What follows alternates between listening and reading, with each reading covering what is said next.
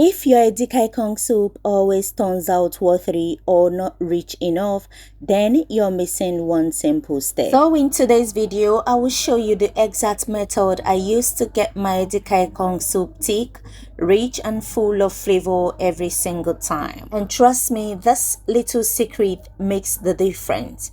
Make sure to watch till the end so you don't miss it. I'll start off by boiling my goat meat with the rice seasoning to build a flavorful base. In there is onions, seasoning cubes, pepper, salt. I'll stir everything properly to combine and allow this to cook with its own juice for up to 10 to 15 minutes. This step is very important because it determines how tasty your soup will be. At this first step, you can decide to include your stockfish if they are hard, just as I did here, and dry fish. But if they are not, you introduce them when the meat is 60 to 70% done. Good stockfish like cod and good dry fish will give it that deep, flavorful Nigerian aroma and taste that we all love. Next, I'm going to add water to cook the meat properly until they are 70% done. Remember, we're cooking with goat's meat, and this particular goat's meat is not the tough one. So here it's ready. I'll remove it and set it aside. I reintroduce the pot, and it will be time to introduce palm oil. Another way you can get a delicious Edikaikong soup is to introduce the palm oil into the meat base. All right, introduce your pepper, crayfish and everything, then start cooking.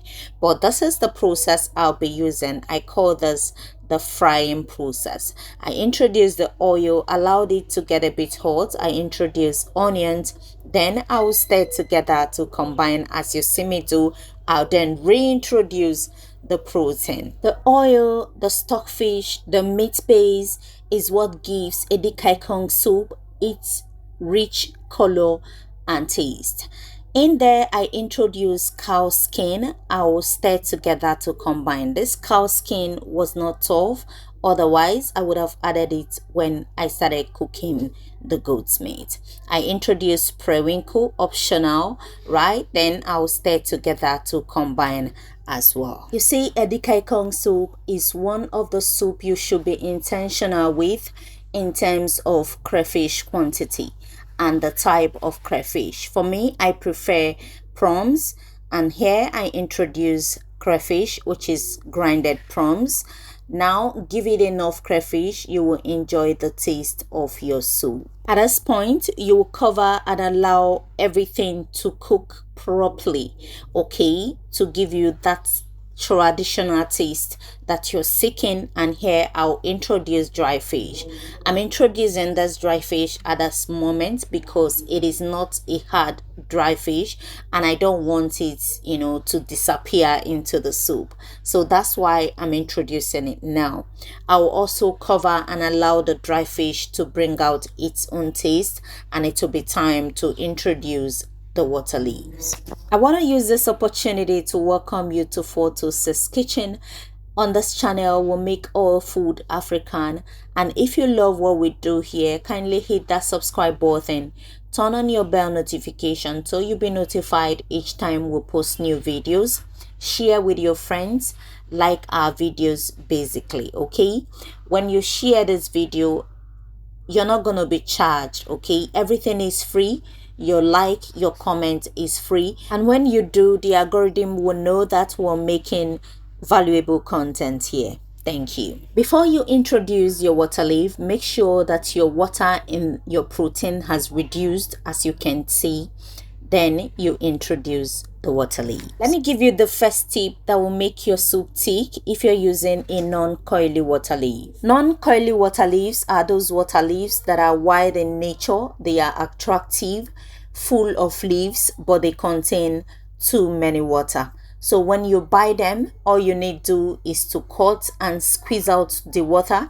As if you're washing bitter leaf, you see the excess water flowing out with its slimy nature, right? You rinse and then introduce it into your pot. By removing the excess water, you reduce the quantity that it will bring out when it's being cooked. For the soup, I used the coily water leaf. I didn't have to wash it like I said. So I introduced more crayfish, and then I covered and allowed it to wilt a little bit. I will stir properly to combine and allow it to cook. Just for 1 minute, I'll introduce palm oil. For my returning subscribers, I want to thank you very much for always stopping by, for your share, your like, your comment, your contribution generally has brought us this far, and I'm not taking it for granted. Thank you for always stopping by. I appreciate you. If you're on a weight loss journey and you're asked to stay away from palm oil, kindly reduce the quantity of palm oil you give to your soup. So at this point, it is time to introduce the star of the dish, which is the Edikaikong leaf itself. And that brings me to the second tip of making your Edikaikong soup tea. After cutting your Edikaikong, which is ugu or vegetable, you're going to introduce a little bit of salt into the vegetable. Cover it for 5 minutes. It will release a little amount of water. All you need to do is to squeeze the water out of the vegetable before you introduce it into the pot. And that was the process I did here. As you can see, the soup is thick and greenish. All I'm going to do is to stir properly to combine. This is also the best time to taste and adjust with any lacking seasoning. But before I do that, I will stir this soup properly to combine, because I'm not gonna cover and allow it to cook again. The heat, okay, will be enough to cook the vegetable.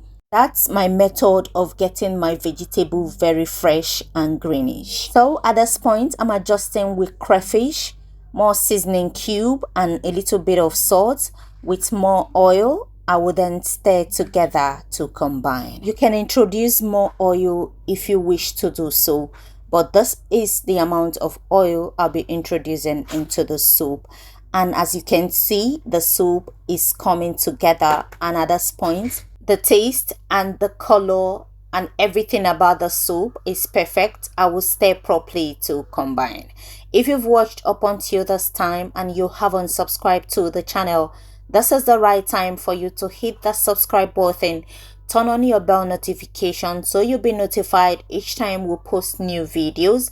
Share this video with your friends, especially that particular friend who finds it very difficult to make vegetable soup, or what is called Edikaikong soup. And this is the outcome of the soup. Can you see how greenish and beautiful the soup looks?